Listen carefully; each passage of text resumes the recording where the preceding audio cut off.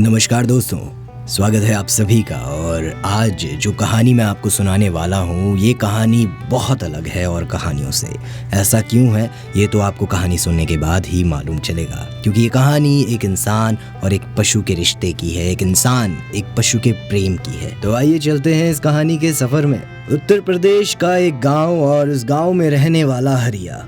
जी, हरिया विष्णु भगवान का बहुत बड़ा भक्त। और हरिया के पास उसकी प्यारी सी चुलबुली सी बकरी जिसका नाम चंपा। हरिया के लिए चंपा जान से भी प्यारी। दोनों की चर्चा पूरे गांव में। चंपा हरिया का दिल का एक तरह से टुकड़ा थी, क्योंकि हरिया का कोई भाई बहन तो था नहीं, इसलिए वो अपना पूरा समय चंपा के साथ ही बिताता, जिससे हरिया का लगाव चंपा के लिए और भी ज्यादा बढ़ गया।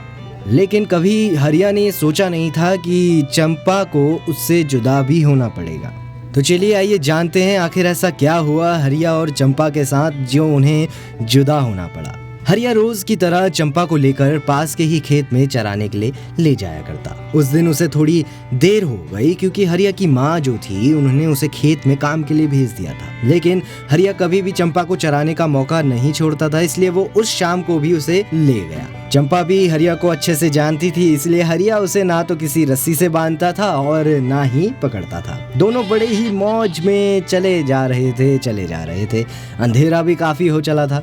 हरिया चलते चलते घर से काफी दूर आ गया। तभी उसने सोचा कि अरे, चंपा को पकड़ लेता हूँ ताकि वो अंधेरे में कहीं चली न जाए। हरिया ने ये सोचते हुए जैसे ही चंपा को पकड़ने के लिए आगे हाथ बढ़ाया कि ये क्या, चंपा तो वहाँ थी ही नहीं। उसने चंपा को बहुत ढूंढा, लेकिन वो उसे कहीं दिखाई नहीं दी।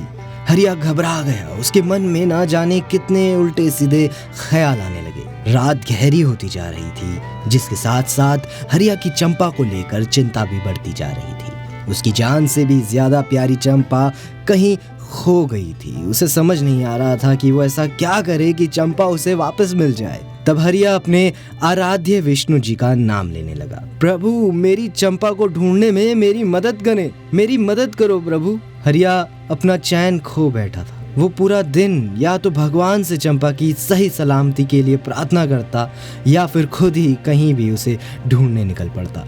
समय बीतता गया और अगस्त का महीना आ गया, जब हरिया और उसके दोस्तों ने बद्रीनाथ जाने का प्लान किया। हरिया के लिए ये तो बहुत खुशी का समय था, क्योंकि उसे इतने इंतजार के बाद बद्रीनाथ के दर्शन करने को मिल रहे थे। लेकिन उसकी इस खुशी में कुछ कमी सी थी, और वो थी हरिया की सबसे प्यारी दोस्त चंपा।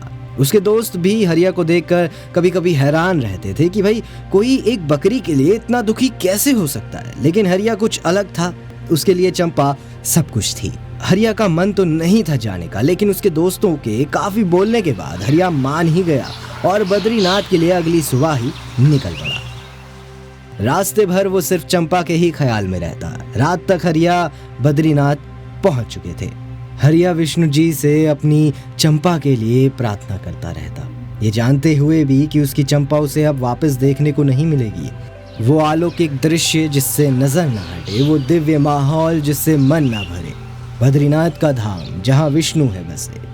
हरिया विष्णु जी से अपनी चंपा के लिए प्रार्थना करता रहता, ये जानते हुए भी कि उसकी चंपा उसे अब वापस देखने को नहीं मिलेगी। हरिया दर्शन करके अपने दोस्तों के साथ वापस घर लौट आया और अपनी जिंदगी में फिर से व्यस्त हो गया। ऐसा नहीं था कि उसके लिए अब चंपा मायने नहीं रखती थी, बल्कि वह उस दुख से छुटकारा पाना चाहता था। कई दिन बीत गए।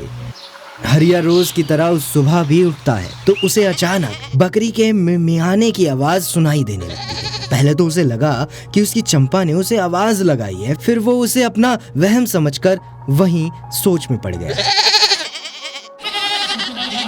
बकरी की मियाने की आवाज फिर से आने लगी। तभी हरिया एकदम से कहता है, कौन है ये बकरी?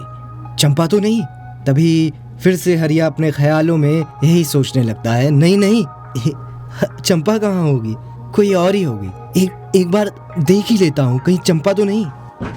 जब हरिया ने अपने घर का दरवाजा खोला तो बाहर खड़ी चंपा को देखकर वो दंग रह गया। उसे अपनी आंखों पर बिल्कुल भी यकीन नहीं हो रहा था। वो सोच ही रहा था कि पीछे से और भी कई बकरियां उसके पास आने लगी। उसे पहले ही कुछ समझ नहीं आ रहा था कि बहुत सारी आती हुई बकरियां उसके लिए एक और पहेली सी बन गई। तभी उन बकरियों के बीच एक बूढ़ा सा आदमी निकलता है। तभी हरिया उनसे कहता है, आप कौन? ये बकरियां किसकी हैं? आपकी?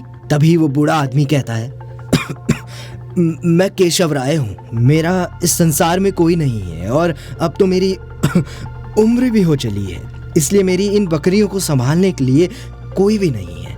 मैंने तुम्हें बद्रीनाथ धाम में विष्णु जी से प्रार्थना करते हुए देखा था। तुम्हें अपनी बकरी की सलामती के लिए मैंने विष्णु जी से कहते हुए सुना था, तो मैंने तभी सोच लिया था कि मेरी बकरियों का ध्यान अब तुम ही रखोगे। ये कहकर केशव राय अचानक से वहां से गायब हो गए।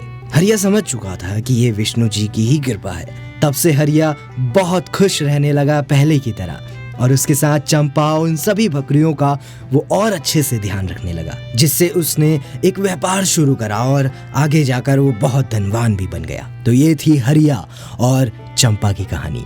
आपको ये कहानी कैसी लगी कमेंट बॉक्स में ज़रूर बताइएगा, और चैनल को सब्सक्राइब और वीडियो को लाइक करना ना भूलिएगा। जय बद्री केदार।